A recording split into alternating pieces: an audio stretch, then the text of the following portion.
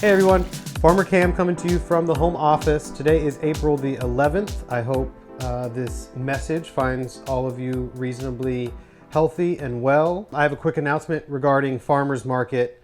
We're pushing back the opening date of the Granite Village Farmers Market by 1 week. So the first market will be the 25th of April. All products sold through that market, it looks like right now, will have to be prepaid. And so you'll be able to find our products on the Leap online marketplace. I'll leave a link in the description of this video if you haven't acquainted yourself with the Leap online marketplace. If you go to sign up on that platform, use my code Garden Variety Harvests, and that'll give you a 3-week subscription for free. You'll be able to pre-order stuff from all the vendors there and then use the farmers market as a drive-through pickup, basically. We're gonna go to a grab-and-go harvest box format for the foreseeable future in an effort to streamline and simplify the market booth. So think of it as a pay-as-you-go CSA. We're not asking for any money up front, but every week there will be like 2 levels of harvest box available, and you kind of get whatever is seasonal on the farm in those boxes. So that's how we plan on approaching at least the first month or two of the season until we hope things start to normalize with the farmers market. Today's video is a little bit different. It's an interview. I interviewed my friend Evan. He is a software programmer. He works here in Southwest Virginia. He's working on some really cool technology for the local food sector. And I thought it would be a good opportunity to have him on, being that we've kind of seen in the context of COVID, a lot of our global supply chains have kind of failed us, or at least had their hiccups here and there. So we need some innovative and nimble solutions at the grassroots level, and I think that the work that Local Food Network is doing has the potential to really help in that way.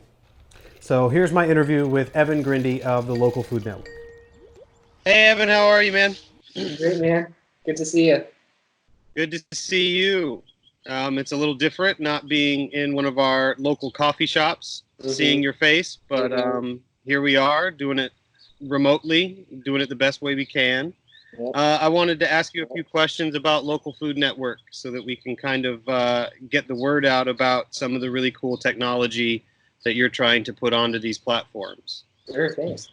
You're a very talented computer programmer. You could be using this talent in a variety of ways, in a variety of industries. What made you choose to implement those skills in local food? Sure. Well, first, I'd probably attribute more to just raw persistence than talent. But I think it's a fair question. I think you'd probably agree with me that there's something here in this local food space that I find both grounding yet uplifting at the same time. And it's this really special intersection of food and community, each of which literally keep us going as human beings. So it strikes this chord that's really deep-seated and primitive even. I believe that food is not just a commodity. Even though that's the message that the industrial agricultural complex has fed to us, so to speak, I believe each of us is far better off when we know who our food comes from, when we know the faces of the farmers who grew it, when we know where and how it was grown. I think local food empowers this unique trifecta of health, physically, mentally, and economically. And unfortunately, I don't think local food has gotten the attention that it deserves over the years, and particularly from a technological perspective. So that's why I do what I'm doing. I know what kind of technological potential we have out there, and that whatever technological attention that our food systems do get most often goes towards the industrial food sector. And it's widened the gap of viability between local and commercial food. So I see this real unmet need in this space to help bridge that gap and work collaboratively to make local food more accessible to consumers. And I have this real vision of how that technology can be applied to this space to ultimately create a rising tide for everyone who chooses to embrace local food. I think that's great. I think you are definitely trying to meet a need that heretofore has just not been addressed by technology. Describe for me a little bit of the the big picture vision for what you want LocalFood.Network to be? I want each of us to be local first, if you want to call it that. And that includes all the current pillars of our local food system, our grocery stores, our restaurants, our farmers markets. Wherever you get your food from, let's try to be local first. And I know that sounds ambitious, but I think it would be utterly transformative. Local food is colorful and rich and flavorful, and not just in taste, but in the stories that it tells. What you and I appreciate about this space, anyone else could too, I think. The same feelings that it stirs in us could be stirred in most people. I believe that that fundamental draw is already there. So how do you activate it then? And I think education helps, absolutely. But I'm choosing to start with access because I think local food needs to be more convenient if it wants to compete. I think we need to collaborate better in order to stand a chance against the monopolies. And to do that, I think you need to take a page from their book. I think you need to take a systemic approach and be willing to apply some new technology to build long-term infrastructure for the entire local food ecosystem. And that's pretty much at a bird's eye view what we're ultimately trying to do. It's pretty trying and changing times lately. What have you learned in the context of the COVID outbreak with, supply chains collapsing everywhere and stuff like that? What have you learned that you're applying to the mission of the Local Food Network? I think it's important to ask yourself, when crap hits the fan, can I still get my food? Because I think to me, everything else is secondary, right? Without our food infrastructure, there's no medicine, there's no hospitals, there's not really functioning civilization to speak of. It'd be pretty scary. But at least for local food, fortunately, it doesn't appear that there's any underlying issue of supply itself, especially as we progress through the spring season. Like we're about to have a whole bounty of fresh local food. And that should give us confidence in always choosing to invest in local food. And yeah, on the demand side, we're seeing sudden and sweeping shifts in behavior. We've got spiking demand from end consumers and vanishing demand from restaurants and institutions. And it's been pretty difficult for suppliers to navigate these changes, to be able to rapidly shift from one outlet to the other. Imagine you've grown 500 pounds of lettuce for the local elementary school, and then one day you find out the school is canceled for the rest of the year. You got to figure out what to do with all that lettuce. If you're lucky enough, you might be able to shift some of that over to all this new consumer demand. But that's pretty difficult to do if you don't have access to that network, if access to that infrastructure isn't already in place for you. And that's where I think a unified and comprehensive platform for local food could be immensely valuable.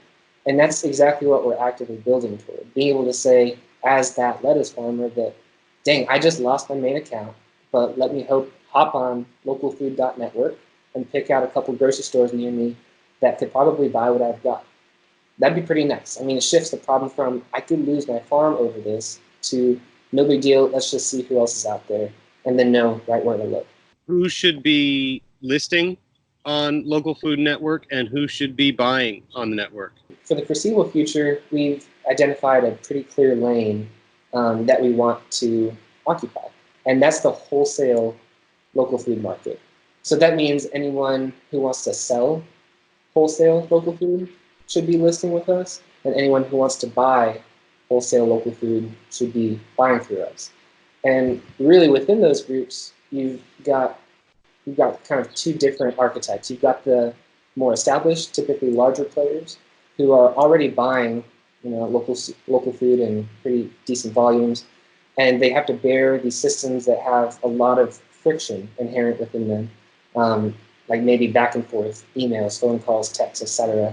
And it all lacks this centralized organization and tracking, and it ends up costing them time, energy, manpower, and money, which really in the big picture makes local food as a whole a more difficult buy compared to the already centralized commercial options. And these established wholesale buyers and sellers come to us and typically benefit first from our workflow systems that we've built, aggregating all their buyers in one place as a seller, or aggregating all their sellers in one place as a buyer.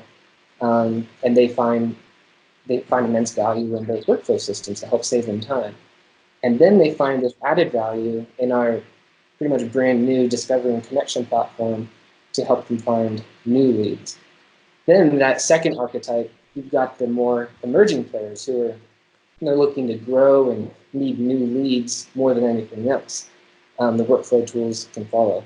And they're coming to us primarily then for the discovery and connection platform, and then end up funneling into our workflow tools to help manage all their new accounts.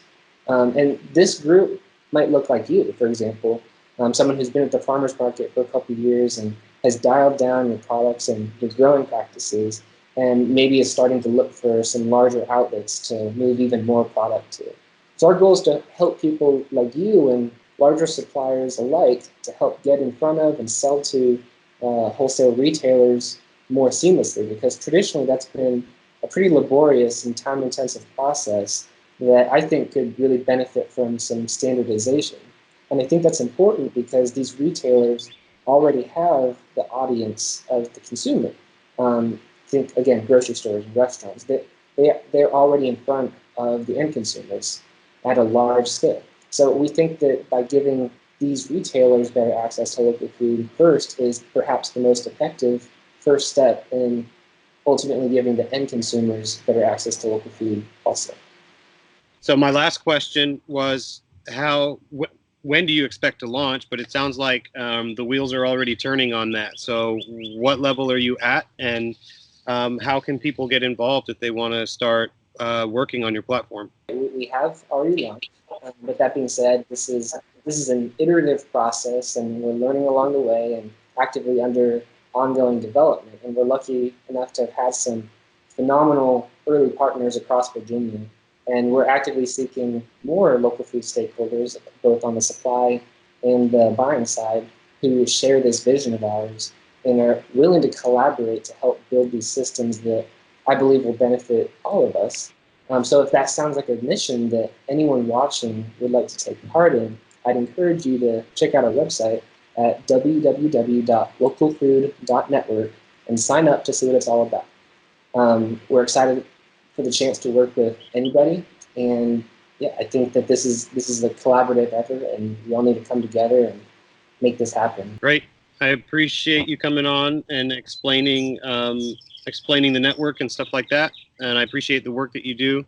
Thanks very much. I'll talk to you later, man. Yeah, thank you so much.